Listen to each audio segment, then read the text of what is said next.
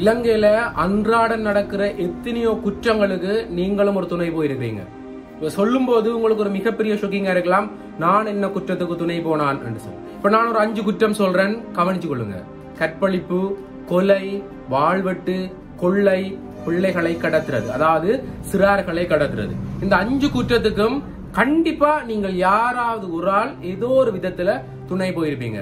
காணொலிய முழுமையா பாருங்க, எத்தனை குற்றங்களுக்கு துணை போயிருக்கீங்கன்னு சொல்லி நீங்களே யோசிச்சு கொள்ளலாம். அதுக்கு முதல் இப்பதான் நீங்க எங்க சேனலுக்கு புதுசா வந்திருக்கீங்கன்னு சொன்னா சேனலை சப்ஸ்கிரைப் செய்து இணைஞ்சிருங்க. அப்பதான் இது போல காணொலிகளை நீங்க பார்க்கக்கூடியது போல இருக்கும். என்ன விஷயம் என்று சொன்னா, இலங்கையை பொறுத்த மட்டும் இப்ப அதாவது 2023 பிற்பகுதியிலிருந்து 2024 ஆரம்ப பகுதிகள் எல்லாம் இப்ப நான் சொல்ல இருக்கக்கூடிய இந்த 5 குற்றங்களும் மிக அதிகமாக நடக்குது. அதிலும் இந்த சிறார்களை கடத்துறது 2023 பிற்பகுதியில மிக மிக மிக அதிகமாக இருந்தது. நீங்கள் பார்த்திருப்பீங்க, இந்த மன்னார்ல ஒரு சிறுமிய வேன்ல வச்சு பிடிச்சிருக்கக்கூடியது, யாழ்ப்பாணத்துல குருநகர் பகுதியில ஒரு ஆள் இனம் தெரியாதவர்களோட நடமாட்டத்தின் அடிப்படையில் அவரை பிடிச்சிருந்தது, மட்டக்கிளப்புல கொழும்புல என்று சொல்லி, திருகோணமலையில் என்று சொல்லி கணக்கெடுத்துல இந்த சிறார்களை கடத்தி இருந்தவர்கள் கடத்துறதுக்கான முயற்சிகள் போலீசாரால பொதுமக்களால தோற்கடிக்கப்பட்டிருந்தது.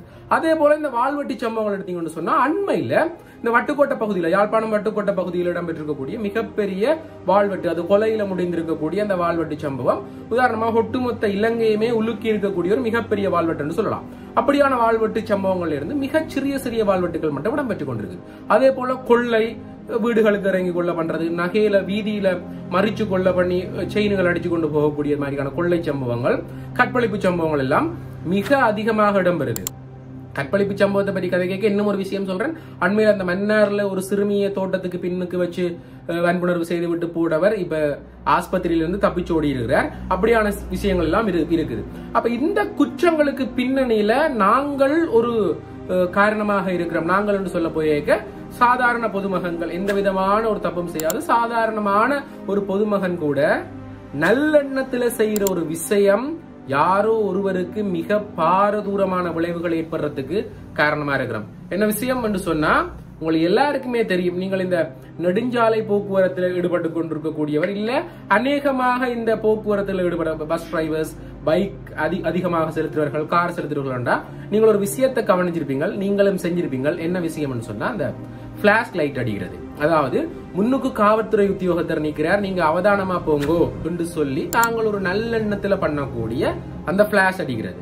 இப்ப உங்களை எல்லாரும் விளங்கி இருக்கும் என்ன விஷயம் சொல்ல போறேன்னு சொல்லி. அந்த பிளாஷ் அடிக்கிறதால மட்டும் எத்தனையோ குற்றங்கள் தடுக்கப்படாம போயிருக்குது என்று சொல்லி அண்மையில வெளியான ஒரு அறிக்கை சொல்லி இருக்குது.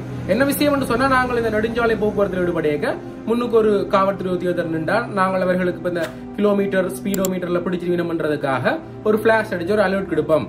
ஆனா அது எத்தனையோ குற்றவாளிகள், குற்றம் செய்ய போகிறவர்கள், கடத்தப்பட்டு கொண்டு போறவர்கள் எல்லாமே தப்பிச்சு போறதுக்கான மிக பெரிய ஒரு வழியை நாங்கள் ஏற்படுத்தி கொடுத்திருக்கிறோம். நீங்கள் ஏற்றுக்கொள்ளாட்டிக்கும் அதுதான் உண்மை.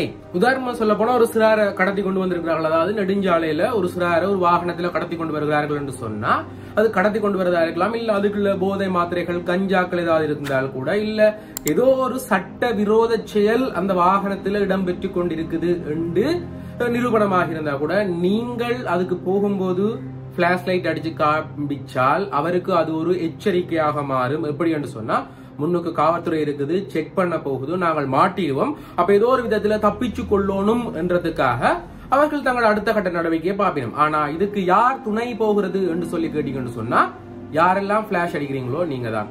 இது ஒரு விதத்துல உண்மைக்குமே நீங்க லைசன்ஸ் கொண்டு போகாதால் மாட்டிடும், இல்ல கொஞ்சம் வேகமா போறதால மாட்டிடும், ஏதோ ஒரு சின்ன சின்ன அவசரத்துல நாங்கள் ஒரு 5-10 கிலோமீட்டர் ஸ்பீட் வேகமா போய் தேவையில்லாம எழுத வேண்டாமே என்று சொல்லி நீங்கள் செய்யற அந்த கருணை அடிப்படையில செய்யற ஒரு சின்ன விஷயம் எத்தனையோ குடும்பங்கள் இன்றைக்கு நடுத்தருவில் தங்களோட தந்தையை இழந்து, தமையனை இழந்து, பிள்ளைகளை இழந்து கதறி கொண்டிருக்கிறதுக்கு காரணமா இருக்குது.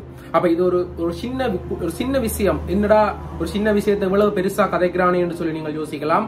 ஆனா உண்மை என்னன்னு சொன்னா, இந்த சின்ன விஷயத்துக்கு பின்னுக்கு இன்னைக்கு எத்தனையோ குடும்பங்கள் தங்களோட உறவுகள் இல்லாம இருக்கணும், எத்தனையோ பேர் தங்களோட வாழ்க்கையை தொலைச்சிருக்கணும். அதே நேரம் இதை மட்டுமே நம்பி, அதாவது இப்படி வாகனத்துல பயணிக்கிறார்களே எங்களுக்கு அலர்ட் தருவினம், அதாலே நாங்கள் தப்பிச்சுக் கொள்ளலாம் என்றதை நம்பியே எத்தனையோ இளைஞர்கள் இன்றைக்கு சட்டவிரோத செயல்கள்ல ஈடுபட தொடங்கியிருக்கணும்.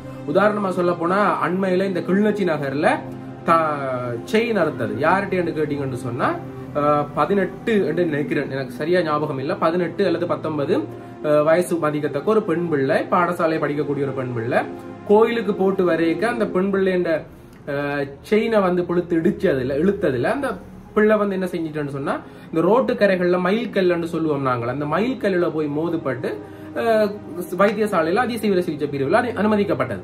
அந்த பெண் பிள்ளை வந்து இந்த வருடம் காப்போதா சாதாரண தரமோ ஏதோ எழுத வேண்டிய ஒரு பெண் பிள்ளை.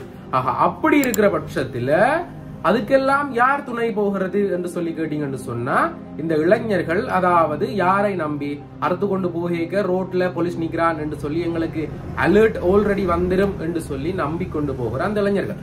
சத்தியமா சொல்றேன், அந்த இளைஞர்களுக்கும் யாராவது ஒருவர் பிளாஷ் அடிச்சு காண்பிச்சிருப்பாரு. என்னன்னு சொன்னா, இந்த கிள்ளச்சி முல்லைத்தீவு பகுதிகளில் வீதி போக்குவரத்தில் ஈடுபடுற ஆட்களை கண்காணிக்கிறதுக்காக காவல்துறைகள் அதிகம் இருக்கு. ஏன்னு சொன்னா, மிக பிரதான பாதை, அதாவது A9 என்று சொல்லப்படுகிற மிக பிரதான பாதை கொண்டு இருக்குது. அப்ப அதுல கண்காணிக்கிறதுக்காக அதிக காவல்துறைகள் இருந்தாலும் கூட நாங்கள் அப்படி பிளாஷ் அடிச்சு காண்பிக்கிறதால ஏகப்பட்ட குற்றங்களை தடுக்க இல்லாம இருக்குது.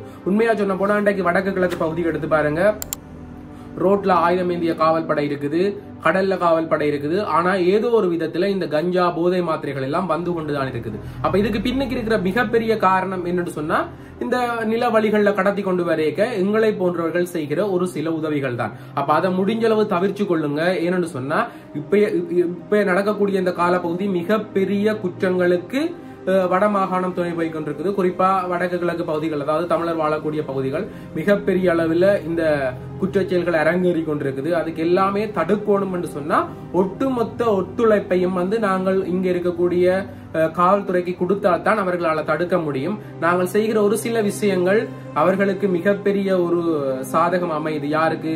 குற்றச்செயல்களில் ஈடுபடக்கூடியவர்களுக்கு மிக இலகுவாக தப்பித்துக் கொள்கிறார்கள். என்று சொன்னா, நாங்களும் அவர்கள்ட்ட காசு வாங்காம வேலை செய்கிற ஒரு பணியாளர் என்ற எண்ணக்கருவில தான் இருப்பினும், சோ அப்படியான எங்களை பயன்படுத்தி அவர்கள் தப்பித்துக் கொள்கிறார்கள். அதன் மூலம் குற்றச்செயல்கள் அரங்கேறி கொண்டுதான் இருக்குது. உதாரணமா இந்த வட்டுக்கோட்டை சம்பவம் மிகப்பெரிய ஒரு விபரீதத்தை ஏற்படுத்தி இருக்கக்கூடியது. அதில் கார்ல வருகை தந்தவர்களுக்கு கூட காவல்துறையினுடைய சிக்னல்கள் வழங்கப்பட்டிருக்கும். அப்படியெல்லாம் இனிமேல் அந்த பிளாஷ் லைட் அடிக்காம இந்த வீடியோ பார்க்கக்கூடியவர்கள் உங்களுடைய நண்பர்களுக்கு சொல்லுங்க, இப்படி நாங்கள் செய்யற ஒரு சின்ன தவறு இன்றைக்கு மிகப்பெரிய குற்றங்கள் இடம்பெறுவதற்கு காரணமாக இருக்குது.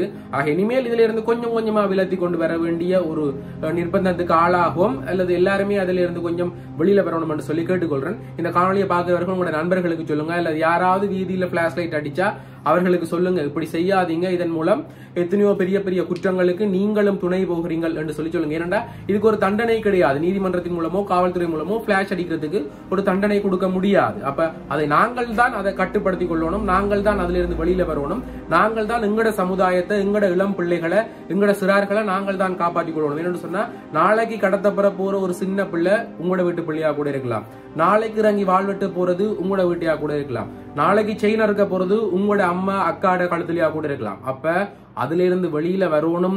கொஞ்சம் இந்த குற்றச்செயல்களை தடுக்கிறதுக்கு நாங்கள் காவல்துறைக்கு ஒத்துழைக்கணும் என்று சொல்லி கேட்டீங்கன்னு சொன்னா, இப்படியான செயல்களில் இருந்து வெளியில வர்றதன் மூலம் அவர்களுக்கு பூரண ஒத்துழைப்பை நாங்கள் வழங்க முடியும். ஆக இதுல இருந்து கொஞ்சம் வெளியில வருவோம் என்று சொல்லி கேட்டுக்கொள்றேன். இது போல மேலும் ஒரு முக்கியமான விஷயத்தோட அடுத்த காணொலியில உங்களை சந்திக்கிறேன். நன்றி.